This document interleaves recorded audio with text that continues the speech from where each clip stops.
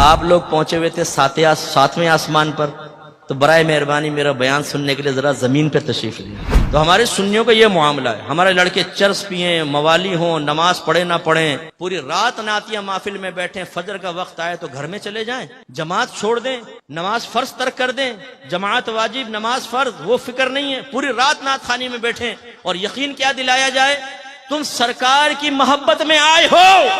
جو سرکار کی محبت میں آتا ہے سرکار اسے پیار سے دیکھتے ہیں، اور جسے سرکار پیار سے دیکھیں کیا وہ جہنم میں جائے گا؟ سامنے کہتے ہیں نہیں نہیں، تو بس ہم نے تمہیں جنت تک پہنچا دیا۔ اگر آپ نے نعت خوانوں کی تسلیوں سے یہ نتیجہ خاص کر لیا ہے کہ جو مرضی کرتے چلے جاؤ، ہم رسول اللہ کی جنت رسول اللہ کی، میدان محشر میں پہنچیں گے، فرشتے کہیں گے کون ہے بھائی؟ سنی ہے؟ جی جی سنی ہو، بس آجا، جو کچھ کیا کوئی بات نہیں، تو نے چرس پی، زنا کیا، کچھ بھی سننی ہے نا، سیدھا جنت میں چلا جا۔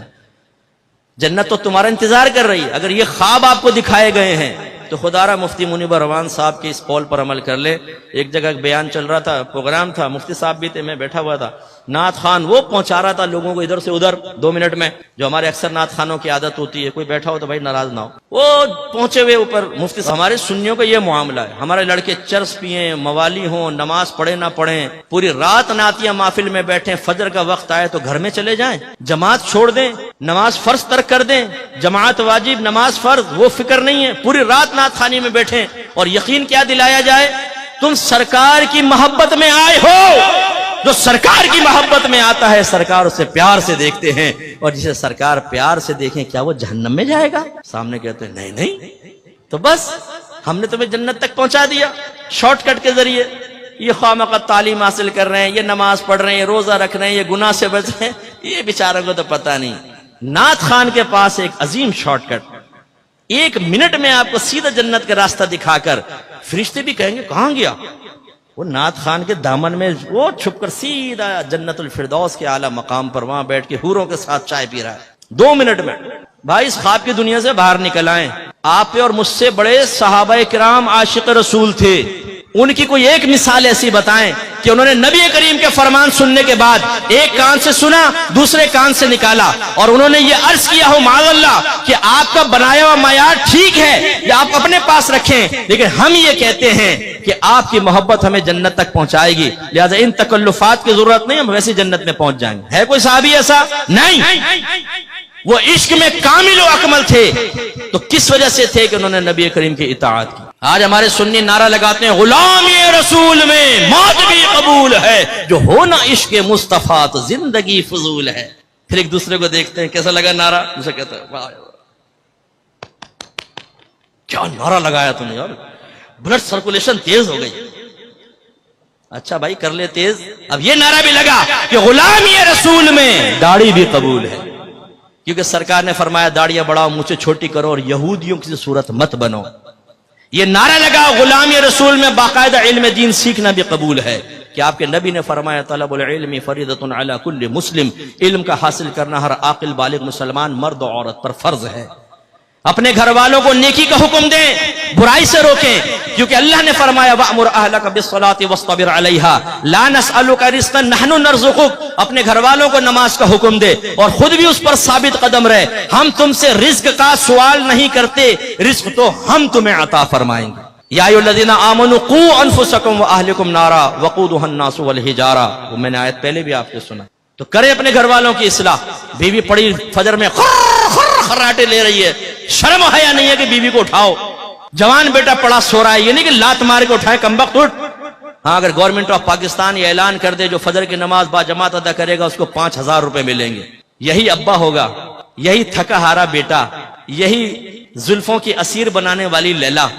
پھر اس مجنون کو اور اس ابا کو دیکھیں آپ، لات مار کے نہ اٹھائے بیٹے کو، کمبخت اٹھ، 5000 کا معاملہ ہے، 5 تیرے 5 میرے 5 چھوٹے بیٹے کے 15000 روپے روز ایک نماز کے، پھر 5 نماز، پھر مہینے کی کیلکولیشن کر کے ابا کہہ لو اپنا تو وارے نیارے ہو گئے۔ تو آپ کی بات نہیں کر رہا ہوں، یہ دنیا دار قسم کے لوگوں کی بات کر رہا ہوں، لیکن سوچئے کہ ہم کیا کر رہے ہیں۔ اسی طرح یہ نعرہ لگائیں کہ غلامی رسول میں ہر گناہ چھوڑنا بھی قبول ہے، کیونکہ میری والدہ سیدہ عائشہ صدیقہ رضی اللہ تعالیٰ عنہ کہتی ہیں کہ نبی کریم صلی اللہ علیہ وسلم اپنے ذات کی خاطر کبھی کسی سے انتقام نہیں لیتے تھے، لیکن جب کوئی اگر اللہ کی نافرمانی کرتا تو سرکار اس سے انتقام لیتے تھے۔ انتقام کا مطلب اس پہ سزا جاری کرتے تھے، اظہار ناراضگی فرماتے تھے۔ اگر آپ یہ سمجھتے ہیں کہ نعت خوانی میں بیٹھنے کے بعد میں نمازیں قضا کروں، میں لڑکی بازی کروں، میں سیکس چیٹ کروں، میں پورن ویب سائٹ کے وزٹ کروں، میں گندی حرکتوں میں ملوث رہوں اور سرکار مجھے محبت بھری نگاہوں سے دیکھے، تو یہ آپ کی خام خیالی ہے۔ نافرمانی اور محبت رسول جمع ہو سکتی ہے، اس کا انکار نہیں ہے۔ شیخ عبدالمحدث دہلوی رحمۃ اللہ علیہ فرماتے ہیں کہ نافرمان اپنے دل میں محبت رسول رکھے یہ ممکن ہے، لیکن فرمایا وہ محبت رسول میں ناقص ہے، اس لیے کہ محبت رسول کا تقاضا یہ ہے، محبوب کا تقاضا یہ ہے کہ محبوب کے کہے پر چلے۔ لوگ تو اپنے محبوب کے لیے استادوں کو چھوڑ دیتے ہیں، لوگ تو اپنے محبوب کے لیے اکیڈمیوں کو چھوڑ دیتے ہیں، لوگ تو اپنے محبوب کے لیے استادوں سے بدتمیزی کے لیے تیار ہو جاتے ہیں۔ یہ محبت کا تقاضا ہے، ایسا ہونا چاہیے محبت، کامل محبت، پکی محبت۔ یہ عورت کی محبت میں انسان سب کچھ قربان کر دے، یہ ہے کامل محبت۔ بس میں کہتا ہوں کہ اس کی مثل نہیں کہہ رہا ہوں، ایسی محبت ہماری ہونی چاہیے کہ نبی کریم کی محبت میں باپ ناراض ہو، ماں ناراض ہو، دوست ناراض ہو جائے، کوئی بھی ناراض ہو، جب میرے نبی نے فرما دیا تو میں نبی کا کہنا مانوں گا، سب کی ناراضگی مول لوں گا۔ یہ ہے محبت۔ یہاں تو نفس و شیطان ہی اتنا غالب ہے، اللہ ناراض ہو، رسول ناراض ہو، نفس و شیطان ناراض نہ ہو، یہ روش صحیح نہیں ہے۔